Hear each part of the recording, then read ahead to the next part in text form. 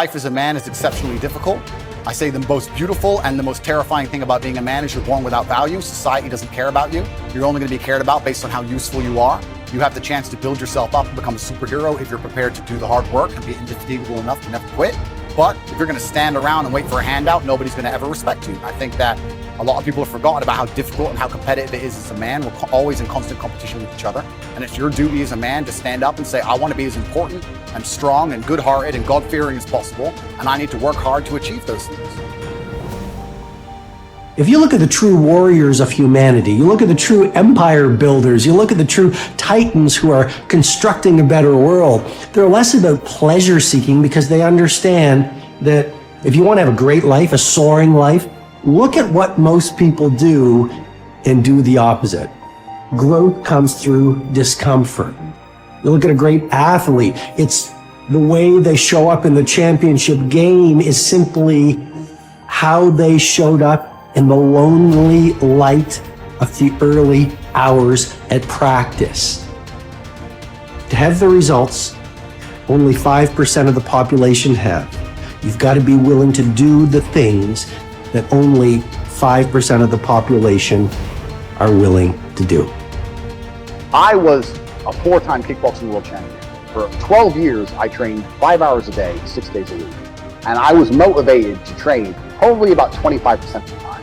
The rest of the time I went because I am disciplined. You don't feel like going through that on a Wednesday morning when you wake up, and you have to do it because you're disciplined. You're either a disciplined individual or you are not a disciplined. There's a difference between want and want. And I say this all the time. People say to me, I want to be rich. And I say, okay, well, I want to be able to ice skate. But I don't want to be able to ice skate enough to go learn how to ice skate. I can't be bothered. I mean, surely if I could click my fingers and be a figure skater, I'd click my fingers. Who wouldn't? But I don't want to actually go train because I don't want it enough. And this is the exact point with money. Everyone wants money put on their lap. If you truly wanted money, you wouldn't be able to sleep until you fucking had it. The masters make the hardest things in the world look easiest. And in the moments where you push yourself, those moments tend to lead to success. But you've got to stop rationalizing, stop making excuses, stop telling yourself little watered down assessments of where you're really at. Tell yourself the truth. And the truth shall set you free. And the truth that I had to come to grips with, that I wasn't in charge of my destiny. The truth was that I wasn't giving all that I had. The truth was that there are some things that I wanted to do, but I didn't have the courage to act on those things. I had to start looking at my life differently. I started going to work earlier. I started being the last one to leave here. I started working harder than anybody else. I am not motivated to do the things I'm supposed to do. I don't wake up full of joy. I have to go to the gym, or that I have to work, or I deal with crap. I don't feel motivated to do them. I'm disciplined. I do them regardless of how I feel. Whether I'm in the mood to do it or I'm not in the mood to do it, it gets done. That's discipline. Discipline's a real thing. Motivation is fleeting. You're never going to be permanently motivated. If you're the kind of person who can only try hard at something he enjoys, then you're going to fail. If you truly want to win, you can't only want to win when you're happy, and you can't only want to win when you're motivated. You're competing against men like me who will perform even when it's raining, not only when the sun is shining. And if you're going to be the kind of person who can only do it in one of those scenarios, you are going to lose. You must be prepared to perform all of the time. I have a lot of people who message me and say, I struggle with motivation. My answer is simple. Then stay a loser. If you can't find the motivation to not be a loser, then I strongly recommend you just stay a loser, stay in your lane, stay out of my way. I have no time for people who cannot find the motivation to fix themselves and fix their own lives.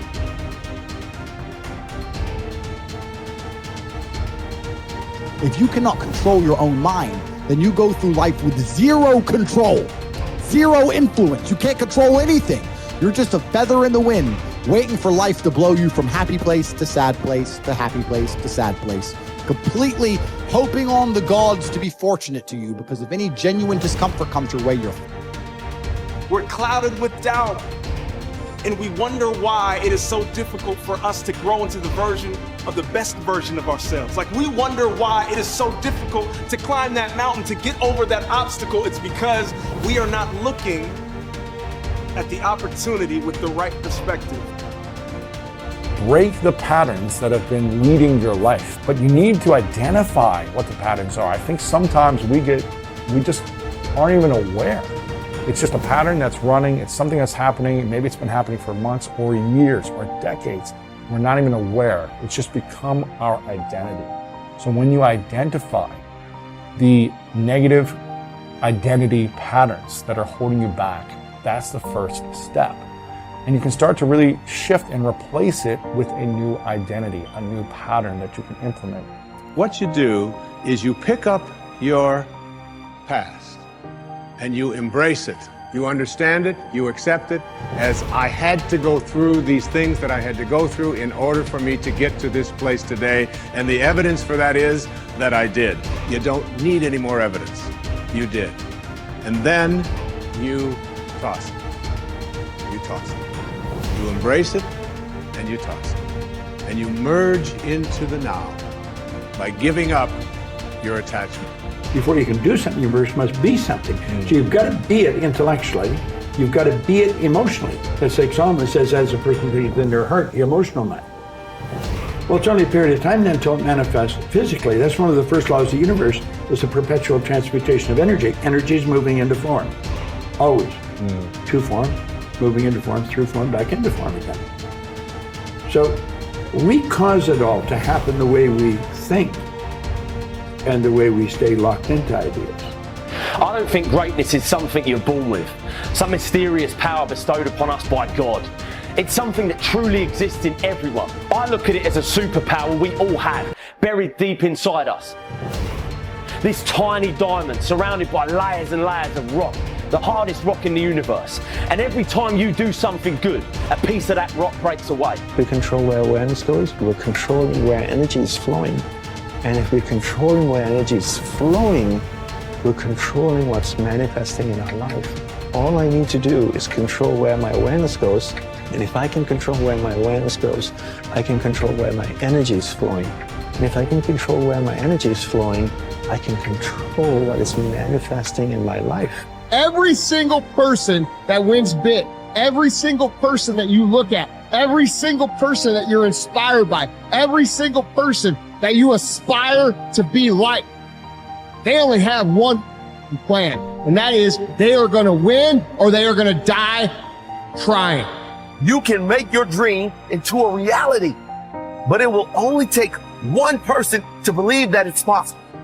It will only take one person to put in the work. That person is you. If you're sitting down and you start thinking about some future worst case scenario that you're conjuring up in your mind, and you begin to feel the emotion of that event, your body doesn't know the difference between the event that's taking place in your world, outer world, and what you're creating by emotion or thought alone.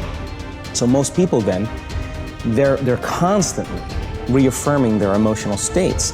So when it comes time to give up that emotion, they can say, I really want to do it, but really the body is stronger than the mind because it's been conditioned that way. So the servant now has become the master. And the person all of a sudden, once they step into that unknown, they'd rather feel guilt and suffering because at least they can predict it. Being in the unknown is a scary place for most people because the unknown is uncertain. And people say to me, well, I can't predict my future. I'm in the unknown, and I always say the best way to predict your future is to create it. Not from the known, but from the unknown. What thoughts do you want to fire and wire in your brain? What behaviors do you want to demonstrate in one day? The act of rehearsing them mentally, closing your eyes, and rehearsing the action. Rehearsing the reaction of what you want? Or the action of what you want. By closing your eyes and mentally rehearsing some action. If you're truly present, the brain does not know the difference between what you're imaging and what you're experiencing in 3D world. So then you begin to install the neurological hardware in your brain to look like the event has already occurred. Now, your brain is no longer a record of the past. Now it's a map to the future. And if you keep doing it, priming it that way, the hardware becomes a software program. The law of expectation says that your expectations tend to become your own self-fulfilling prophecies. In other words, what you expect to happen usually does. And if your expectations are based on false information, so you have false expectations, that's what will happen anyway. For instance, your expectations could be that you are destined to have an extraordinary life and be extremely successful. is that no matter what happens, it's all part of a learning process that is leading you inevitably to great success, happiness, and accomplishment. And if you absolutely expect that to be true, if that's your fundamental belief, then over time that will become true. You'll be able to throw off the ups and downs of life. You'll be able to ignore the negative influences around you. If you confidently expect to be a great success, then by gum, you sure will be. No matter what people tell you, you just say, well, it'll be all right. Everything will work out fine. And we know that an attitude of confident expectation is a hallmark of highly successful people. They just expect to succeed more than they fail. They expect to be liked by others more often than they're disliked. They expect to learn from every difficulty that they have. They expect to keep making progress. They just confidently expect it. And surprise, surprise, your expectations affect your realities.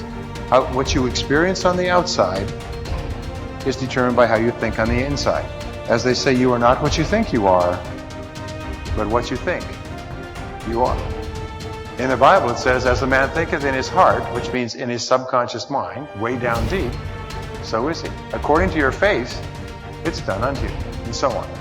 Big picture thinking can benefit any person in any profession. When somebody like Jack Welch tells a G employee that the ongoing relationship with the customer is more important than the sale of an individual product, he's reminding them of the big picture. When two parents are fed up with potty training, poor grades or benders, and one reminds the other that the current difficult time is only a temporary season, then they benefit from thinking big picture. You have to think anyway, so why not think big? Big picture thinking brings wholeness and maturity to a person's thinking. It brings perspective. It's like making the frame of a picture bigger in the process, expanding not only what you can see, but what you are able to do. Big picture thinkers are never satisfied with what they already know. They are always visiting new places, learning new skills. And because of that practice, they often are able to connect the unconnected. They are lifelong learners. To help me maintain a learner's attitude, I spend a few moments every morning thinking about my learning opportunities for the day. As I review my calendar and to-do list, knowing whom I will meet that day, what I will read, which meetings I will attend, I note where I am most likely to learn something. Then I mentally cue myself to look attentively for something that will improve me in that situation. If you desire to keep learning, I want to encourage you to examine your day and look for opportunities to learn. Writer Henry David Thoreau wrote, "Many an object is not seen, though it falls within the range of our visual ray, because it does not come within the range of our intellectual ray." Who you are determines what you see and how you think. Big picture thinkers realize there is a world out there besides their own, and they make an effort to get outside of themselves and see other people's worlds through their eyes. It's hard to see the picture while inside the frame. To see how others see, you must first find out how they think. Becoming a good listener certainly helps with that. So does getting over your personal agenda and trying to take the other person's perspective. French essayist Michel Ayquem de Montaigne wrote, "The value of life lies not in the length of days, but in the use we make of them." A man may live long yet live very little. The truth is that you can spend your life any way you want, but you can spend it only once. Becoming a big picture thinker can help you to live with wholeness, to live a very fulfilling life. People who see the big picture expand their experience because they expand their world. As a result, they accomplish more than narrow-minded people. And they experience fewer unwanted surprises too, because they are more likely to see the many components involved in any given situation. Issues, people, relationships, timing, and values. They are also, therefore, usually more tolerant of other people and their thinking.